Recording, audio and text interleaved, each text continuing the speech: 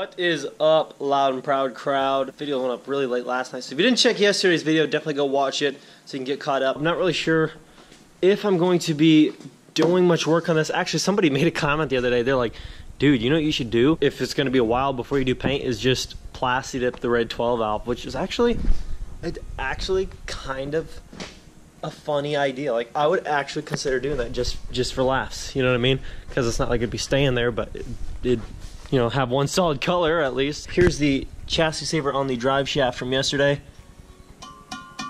And I actually had a lot of people say, and they could be very right, I don't know.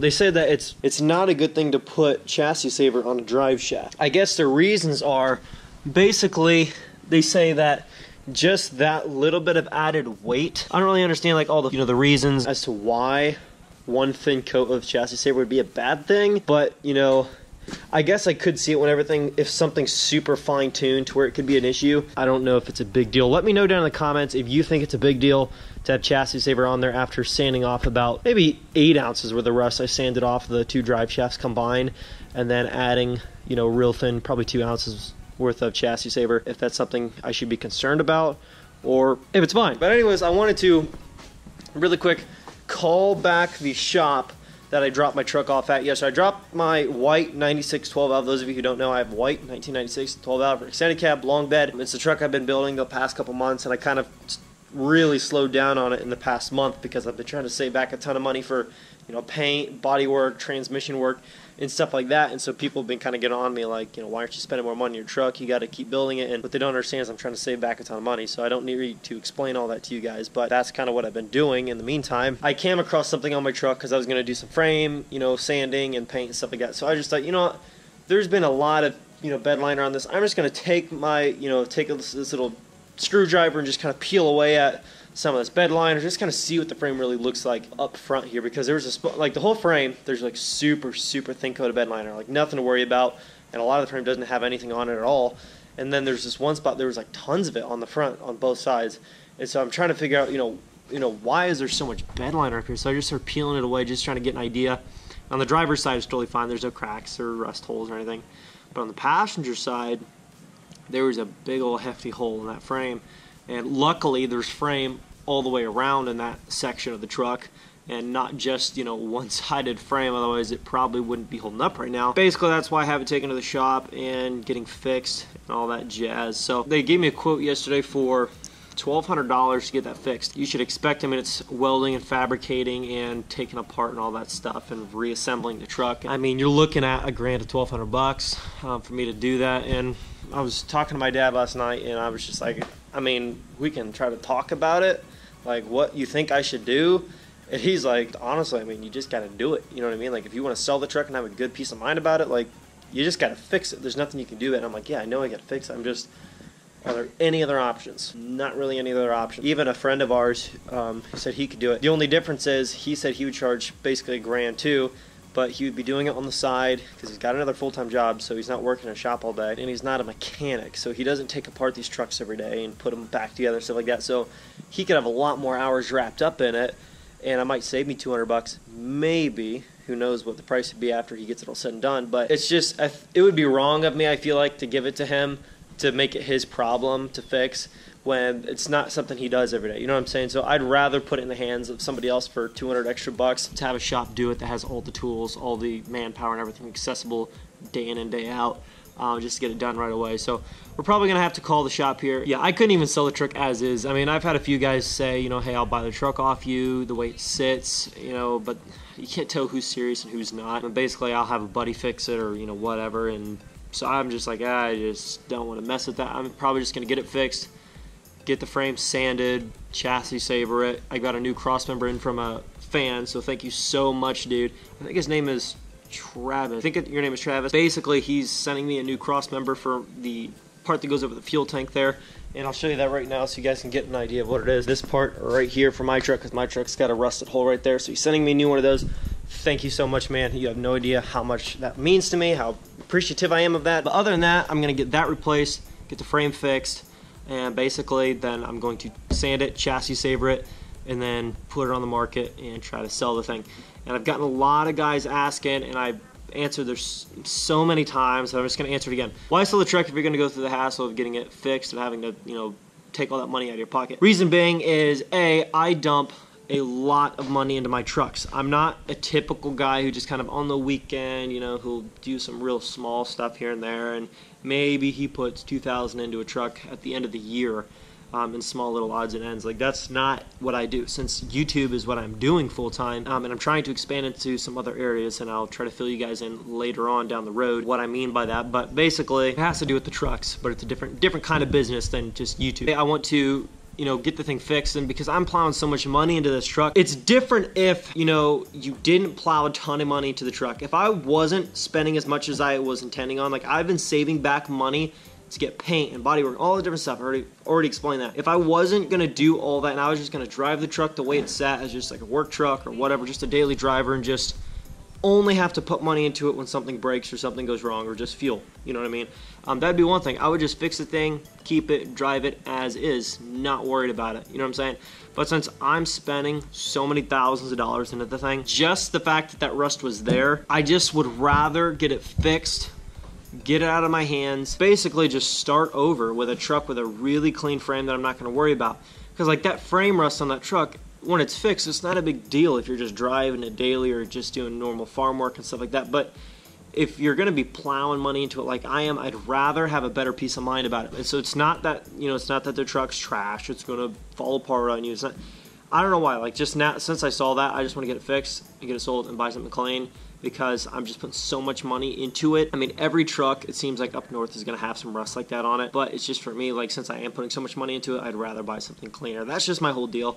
It's not that the truck's not going to last or whatever. I just, when you're putting that kind of money into a truck, when rust is there, you're never going to, it's never going to be gone for good. You can run the truck years and years and years, and it's probably not, nothing's going to happen.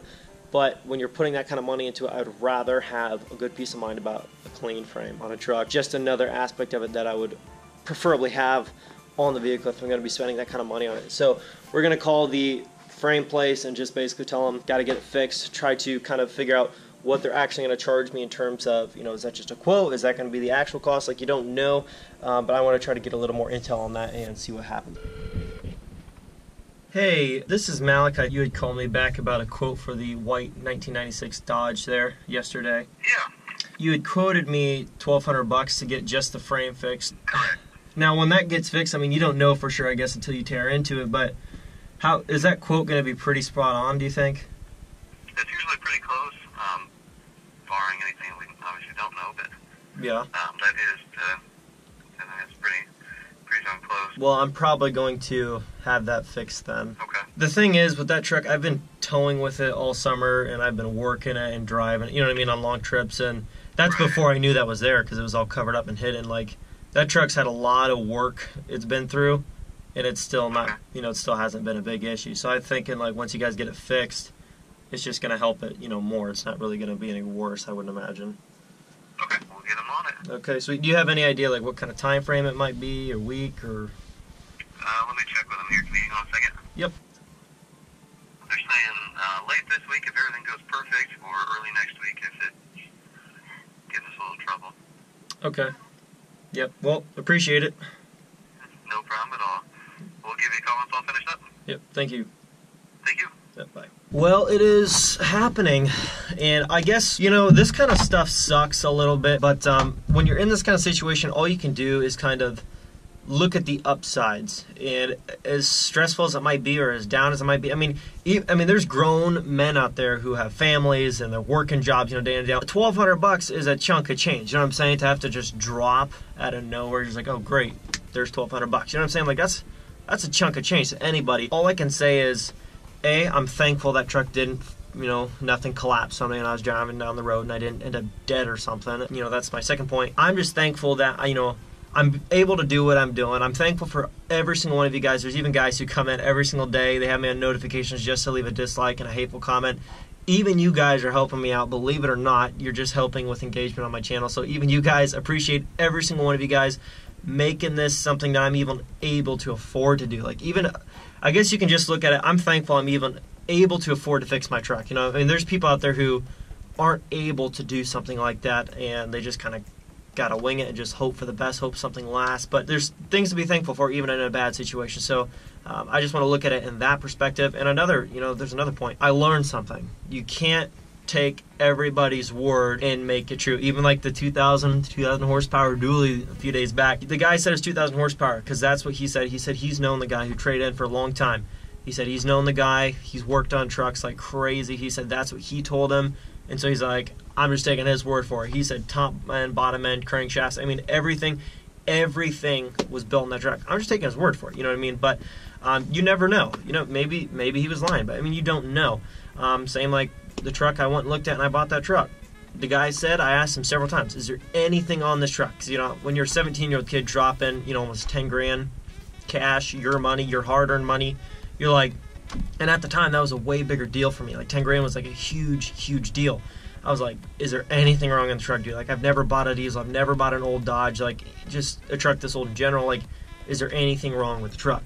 No, it's good, it's good. You can't take everybody's word for it. You just got to really look. You got to really know what you're doing. You got to really try to figure out, take a better look and step back and be like, okay, is this legit? How much am I going to have wrapped up in the thing? Is it worth this cost to me? So I guess in that perspective, you can learn something. Now when I go to look for another truck, the first thing I do, I don't step back and look at the body and go, oh yeah, that's a nice body, no rust in the fenders. Who cares about the fenders? You can replace fenders.